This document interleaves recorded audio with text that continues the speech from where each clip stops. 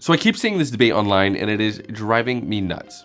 I have been known to make some really hard, strong opinions on subject matters in the software engineering field. And this one I'm seeing exactly the same. People are either on the yes path or the no path. And I don't think that's quite right. I think it is a little more nuanced to that. And what I'm talking about is being a full stack software engineer.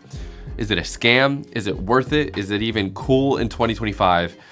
And I'm going to give you some of my opinions, and I'm also going to give you some questions so that you can answer this for yourself, because I do think that this is more nuanced.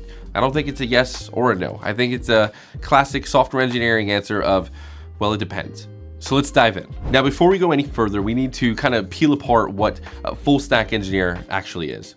And I think Web Dev Cody explains this the best. And he explains this as a depth versus breadth issue, problem, scenario, whatever you want to call it. But the idea is that a full stack developer knows a little bit about everything. They are the jack of all trades and truly the master of none. They don't have the time or truly the desire to go and become a crazy deep expert as somebody who focuses entirely on front end or somebody who focuses entirely on the database. But they do know a little bit about everything. And I think all engineers are capable of learning whatever it is that we need to learn to get the job done. But this full stack developer expands their skills really wide without going really deep, but maybe on a single field. Whereas you have a specialist who focuses on very few areas, but dives in incredibly deep. They are the go-to person at the elite levels of knowing exactly all of the performance optimizations, the ins and outs, the who's and whats of whatever it is that they specialize in. This could be a database engineer, but this is the specialist. But these specialists don't care about front-end code if they're a database engineer. They run DBA scripts, they run migrations, they deal with maybe some back-end utilizations. But they don't know React. They've never seen or written HTML and JavaScript outside of their one college class while they are coming up in their field. But to me, a full stack developer is somebody who knows DevOps, who knows front end, who knows back end, who knows some of the security, accessibility, monitoring, all of the other big buckets of roles and tasks that we have in this field. That full stack developer knows a little bit of everything to be dangerous. I know a little bit of Terraform, and being a full stack developer is something that I claim to be. I've had front end roles, I've had back end roles, I've had test engineer roles. I was an SRE for a small stint of my career. And full stack is something that is for me. I enjoy it, I love it. But if you came to me and said, hey Peacock, what is the absolute best way to do this crazy low level database optimization? I would tell you that I don't know, because I'm not that deep into DB optimizations that I would have that offhand. I could figure it out. I could Claude and vibe code my way to it, but I'm not that engineer. I'm not the specialist. I can do a little bit of everything, and that keeps the project going. But now that you understand full stack versus specialist, let's start diving into some of the nuances and specifics and let you determine, is full stack worth it or not for you? I think this would be a dishonest review if I didn't talk about money.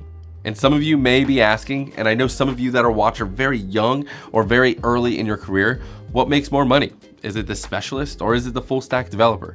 Who finds a job easier, full stack or specialist? And I've definitely made videos where I've given you some really hard opinions on what I think. But I think it would surprise you to say that in my experience and in my opinion, unless you are at the elite level, I'm talking super senior engineer, product owners, principal engineers, tech leads, super high up in the food chain, quote unquote, I think it would surprise you that full stack developers make far more money. And if you think about it, think about what the full stack engineer is providing. They're working full end-to-end features. It might not be the best, most optimized way to do something, but it works and it got the job done and it shipped that feature out the door. And I get it. Internally, as a developer, I'm screaming because we want things to be the best. We want to make sure what we ship is top notch and the highest quality possible and the most performant and the most memory efficient.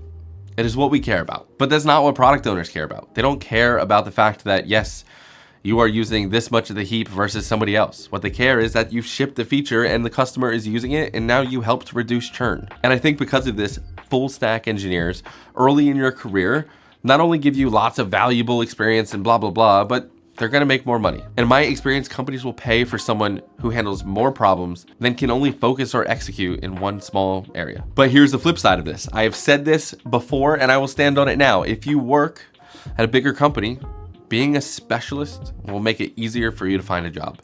There are so many full stack engineers out there right now.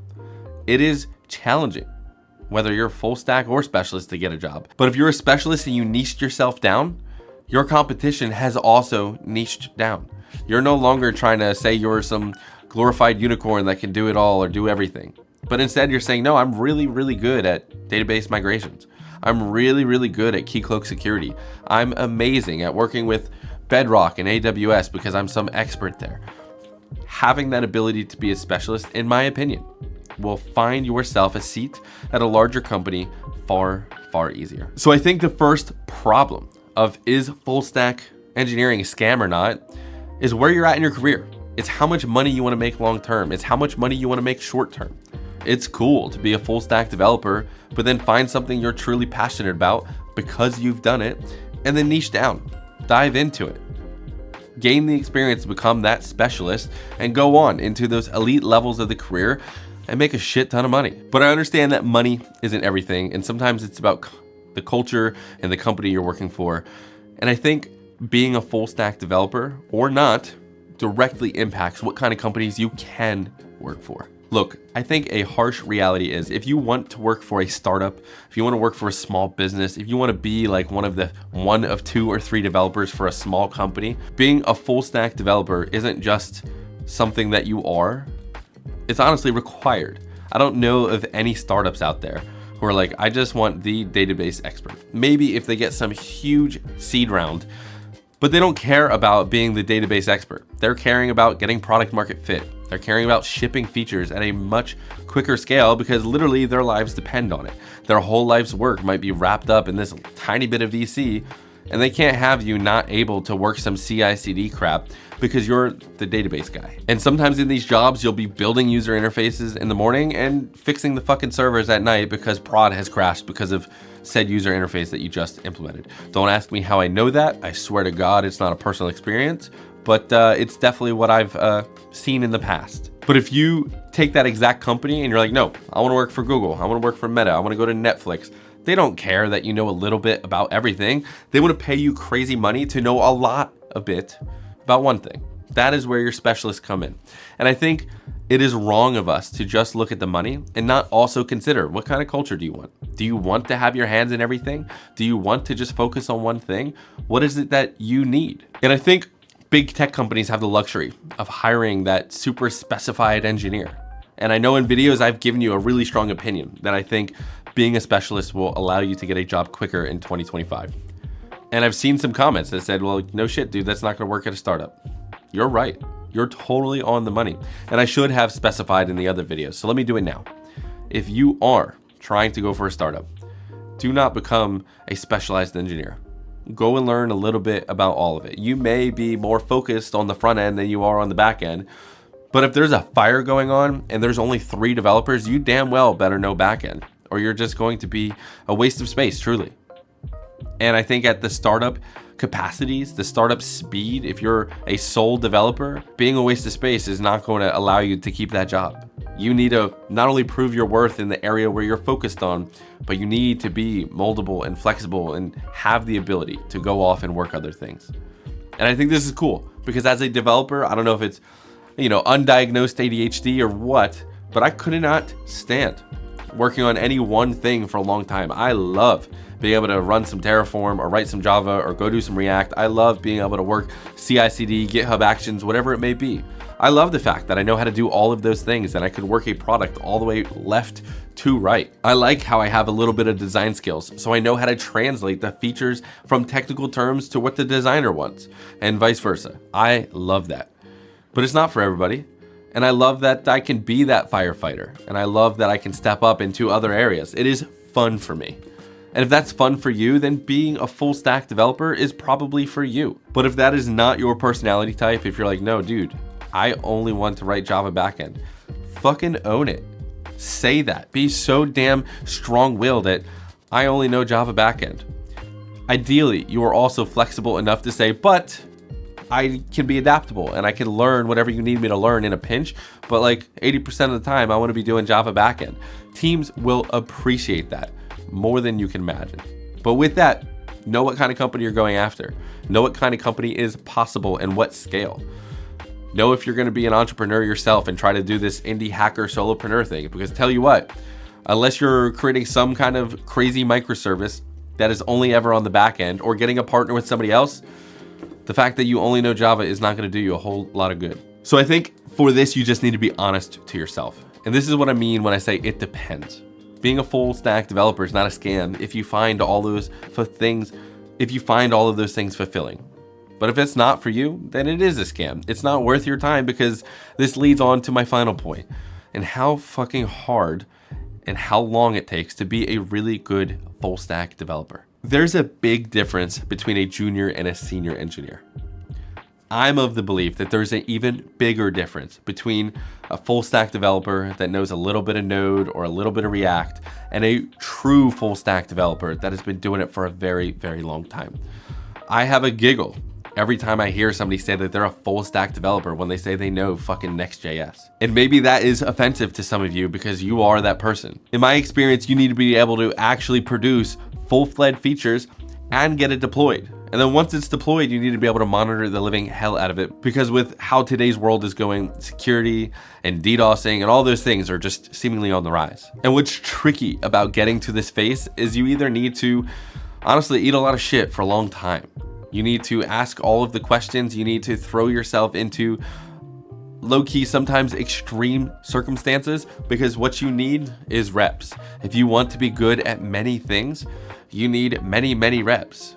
And that is the tricky part here. You have to be willing to dive in really deep on weekends, in the early mornings, in the afternoons. You need to be willing to do side projects or little side quests, whatever you want to call them. You need to be willing to dive in. And it's a whole lot of hard work. And it is a lot of just grind. And I think this is getting a bad rap, because in today's society, there's a lot of hustle culture where they're saying the grind is not good for you. It's not good for life. And I'm saying, I think it depends. I think it depends on what phase of life you're in.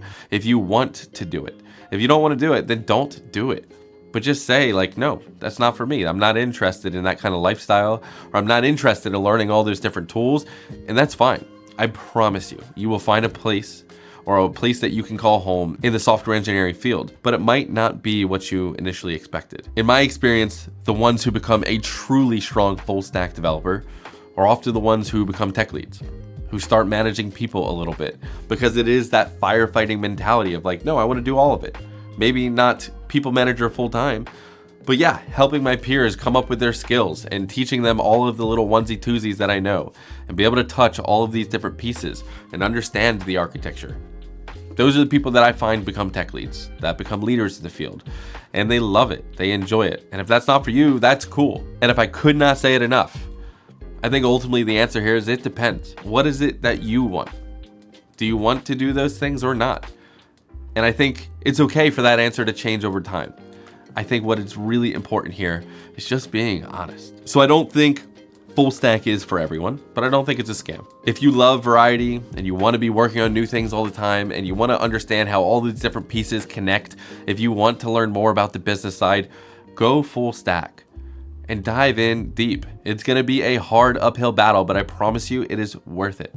It is so fun being able to know all of the stack. I understand how the deployments work. I understand what's being deployed. I understand how the auth is working, all of those things. And having that full knowledge is just going to make you a badass engineer, in my opinion. But I'm not throwing shade.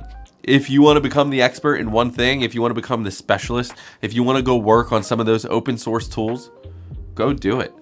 Dive in so damn deep and block out all of this other noise. No, you don't need Next.js knowledge if you're going to become a database expert. Go spend all your time on every Postgres forum that you can find. Go learn Mongo Atlas. Go learn the timescale DB or whatever the next Amazon DB that you want to do. Go learn all of the DBs. Go on Azure. Go on Google. Go on Amazon. Go learn it all. Become the expert. But then be very, very quick to say no to mostly everything else. But I think most importantly, and this is coming from me too, don't let just some random person on the internet tell you exactly how your career should go. Think for yourself. What do you want your career to look like? What do you want the company you want to work for be like? How do you want your day-to-day flow to go? It's okay for that to change over time, but I think you need to become abundantly clear here. And nobody's opinion, including my own, should sway you one way or the other. This is where you need time journaling it out, discussing it, talking it, thinking through all of the different parts of this problem and figuring it out for yourself. And if you want a space where you can journal, if you want a place that you can call home, hit the top link down below. TAPROOT is coming live in the very, very near future, and I'm so damn excited to give you all a writing platform that is actually badass. Obviously, that's a biased personal opinion, but this is a platform that I'm growing to love. It is 3x'd my output, 2x'd my clarity for sure, because I'm actually given a space where I can not get distracted and focus and write and brain dump all my thoughts out. Especially if you're an aspiring author or content creator, or if you're trying to get into freelancing or copywriting, this is the space for you to actually become the writer that you're trying to be. So hit the top link down below, sign up for TAPROOT, and I'll see you on the inside. Well, that's all I have for you for this video. Hopefully this was a new take where I didn't really give you my opinion one way or the other. And I'm really just trying to tell you, think for yourself. What do you want out of life? Let me know down in the comments, are you team Fullstack? Are you team specialist? And with that, I will see you all next week. Peace.